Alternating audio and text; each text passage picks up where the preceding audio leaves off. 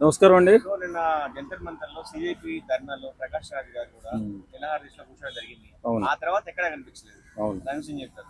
ఆడు షోపుటప్ చేసి వెళ్ళిపోయాడు. ఎందుకంటే ఇది కాక్రోచ్ జనతా పార్టీ కాదు, అది దేశానికి పట్టిన చీడపురుగుల పార్టీగా తయారైంది. ఎందుకంటే కాక్రోచ్ జనతా పార్టీ యువతరం గురించి ఆలోచిస్తూ ముందుకెళ్దామని చెప్పి వేళ రాజకీయ రంగు పులుముకుని వేళ కాంగ్రెస్ పార్టీగా అవతరించి తర్వాత శివసేన పార్టీగా రూపాంతరం చెందింది. ఏదేమైనా దేశాన్ని అస్థిరతపరచాలని, దేశాన్ని నాశనం చేయాలనేటటువంటి వ్యక్తులంతా కూడా ఒక చోట చేరి దేశాన్ని అధపాతాలను తొక్కేయాలనే ఆలోచనలో వెళుతున్నట్టుగా కనపడుతుంది తప్ప ఇది యువతరానికి మార్గదర్శకత్వం వహించే పార్టీలాగా ఏం కనపడట్లేదు. నిజంగా ఈవేళ మనం మాట్లాడితే మన దేశం ఒక అత్యున్నత స్థానంలో ఈవేళ ముందుకు పరిగెడుతున్న తరుణంలో దేశాన్ని ఎలాగైనా నాశనం చేయాలని ఇతర దేశస్తులు పన్నాగం పని చేస్తున్నట్టుగా ఈ కార్యక్రమాలు కనపడుతున్నాయి. కానీ ఇది యువత భవిష్యత్తు కోసం చేస్తున్నటువంటి కార్యక్రమాలు కనపడతలేదు. దుర్మార్గులు, దుష్టులు, నీచులు, దరిద్రులు ఆ పోరాటంలో పాల్గొని మన దేశ సంస్కారాన్ని, సాంప్రదాయాన్ని, మన దేశ సార్వభౌమాధికారాన్ని కూడా ధిక్కరిస్తూ ముందుకెళ్తున్నారు. ఇలాంటి దరిద్రులంతా కూడా ఆ కాక్రోచ్ జనతా పార్టీ తరఫున పోరాటం చేస్తున్నారు. ఇది పోరాటం కాదు, దేశాన్ని నాశనం చేసేటటువంటి ఓ వికృత రూపం. ప్రకాష్ రాజ్ కి సిజేపీ పార్టీలో ఉన్న స్టూడెంట్స్ ఏం సంబంధం ఏముంటుందండి? వెధవలు దేశాన్ని నాశనం చేద్దామన్నటువంటి వెధవలంతా కూడా ఒక చోట గుమ్మకూడతారు. ఎందుకు? దేశం బాగుపడడం వాళ్ళకి ఇష్టం ఉండదు.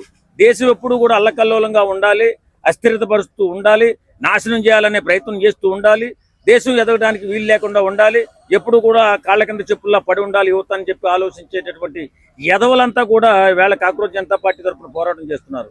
వేళ ఎంతో అద్భుతమైన ప్రణాళికలు వేసుకుంటూ మన ప్రభుత్వం అంటే బీజేపీ ప్రభుత్వం ఎంతో అద్భుతమైన ప్రణాళికలు వేసుకుంటూ ముందుకెళ్తుంది.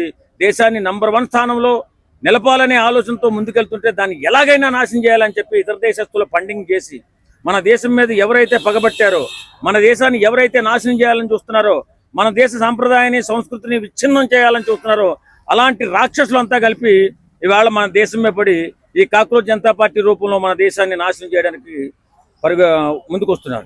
లాఠీ చార్జ్ తర్వాత చాలా వీడియోస్ బయటకు వచ్చాయి. సో అందులో ప్రకాష్ రాజ్ వీడియో ఏది కూడా కనిపించలేదు. మరి అదే చెప్తున్నాను కదా, వాడు ఎక్కడా ఉండడు. సోషల్ మీడియాలో కనిపడి ఏవేవో మాటలు, పనికిమాలిన మాటలు మాట్లాడి ఎదవలాగా మాట్లాడేసి వాళ్ళ కుర్రోళ్ళందరినీ రెచ్చగొట్టేసి వెళ్ళిపోవడం. ఇంతమందికి దెబ్బలు తగిలాయి కదా, ప్రకాష్ రాజ్కి ఎందుకు దెబ్బలు తగలేదు? కారణం ప్రకాష్ రాజ్ అనేవాడు ఉసుగలిపాడు, వాళ్ళని ప్రేరేపించాడు, ముందుకెళ్ళి పార్లమెంటు అత్యున్నత స్థానం పార్లమెంట్లో చొరబడి విధ్వంసం సృష్టించండి అని చెప్పేసి వాళ్ళకి పురమాయించి వెళ్ళిపోయినట్టుగా కనపడుతుంది. ఏదేమైనా వేళ దేశం, మన దేశం సురక్షితంగా ఉండాలి, మన దేశం భద్రతగా ఉండాలంటే ఈరోజు ప్రతి తల్లిదండ్రులు కూడా ఆలోచించాలి. మీ బిడ్డలు ఏ పార్టీ తరఫున అక్కడ పోరాటం చేయడానికి వెళ్తున్నారు, మన దేశం నాశనం చేయడానికి వెళ్తున్నారు, మన దేశాన్ని నాశనం చేయడానికి వెళ్తున్నారు, అది గుర్తుంచుకుని మీ బిడ్డల్ని మీరు రక్షించుకోవాల్సిన అవసరం ఎంతైనా ఉంది.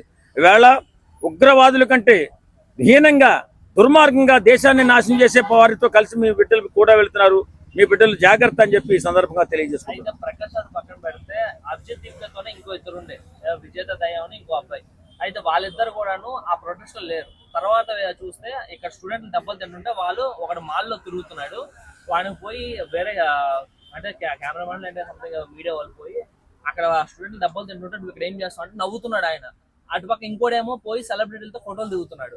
ఇంకా నెక్స్ట్ అరుంధతి రాయ్ అని చెప్పి ఎవరైతే కమ్యూనిస్ట్ పార్టీ లీడర్లు వీళ్ళందరూ కూడా ఆ టైంలో స్టూడెంట్ అంతా దెబ్బలు తింటుంటే వీళ్ళందరూ ఎక్కడికి వెళ్ళారు? అసలు నార్మల్ టైంలో వచ్చి అందరు ఇంత ఇచ్చేసారు కదా, ఆ టైంలో ఎక్కడికి వెళ్ళారు? మరి అదేగా చెప్తున్నాను, కుర్రోళ్ళని ప్రేరేపించి డ్రగ్గు తిన్న కోతుల్లాగా తయారు చేసి ముందుకు వదులుతున్నారు వీళ్ళు. ఖచ్చితంగా ఇక్కడ ఏదో లోపం జరుగుతుంది, మన దేశాన్ని నాశనం చేయాలని ప్రయత్నం జరుగుతుంది. దీన్ని ప్రతి ఒక్కరూ కూడా నిశ్చితంగా గమనించాలా. ఖచ్చితంగా వేళ లాఠీ చార్జ్ జరిగింది, చిన్న చిన్న పిల్లలకు దెబ్బలు తగిలే, ఆడబిడ్డల మీద చేతులు వేశారు, కాళ్ళు వేశారని ఇలా మాట్లాడకుండా ఒక్కసారి ఆలోచించండి. మన దేశ ప్రతిష్టను, గౌరవాన్ని దెబ్బతీసే విధంగా ఈ కాక్రోచ్ జనతా పార్టీ అనేది, ఈ కాంగ్రెస్ పార్టీ అలాగే శివసేన పార్టీలందరూ కలిపి చేస్తున్నటువంటి దుర్మార్గం, అలాగే మన దేశాన్ని నాశనం చేయడానికి సిద్ధపడుతున్నటువంటి ప్రకాష్ రాజ్ లాంటి కుసంస్కారులు కూడా ఈ ధర్నాలో పాల్గొంటున్నారు.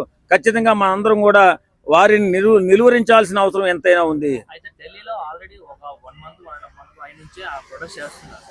ఈ 1 month 1.5 month అప్పుడు ఎప్పుడు కూడా రాహుల్ గాంధీ రాలేదు ఏం చేయలేదు. కానీ కరెక్ట్ గా పార్లమెంట్ మీద అటాక్ చేసే టైంకి ఆయన ఎందుకు వచ్చాడు?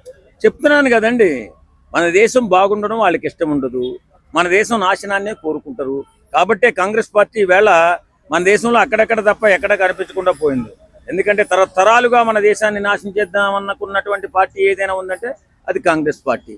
ఆ పార్టీ ఈ కాక్రోచ్ జనతా పార్టీ రెండూ ఒక్కటే. కాబట్టి వీళ్ళంతా కలిపి మన దేశ నాశనాన్ని కోరుకుంటున్నారు, మన బిడ్డల భవిష్యత్తును నాశనాన్ని కోరుకుంటున్నారు.